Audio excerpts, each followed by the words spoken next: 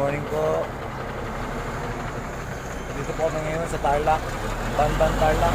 Ito po yung warehouse na binibira namin. Malawak ang facility. Ito yung truck namin dala. Back to back.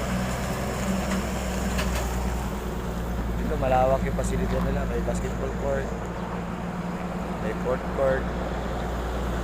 Ganda. Mga truck nila oh. Ngayon magtitimbang na yung aming truck para may salang na at may baba na yung aming dalang laman.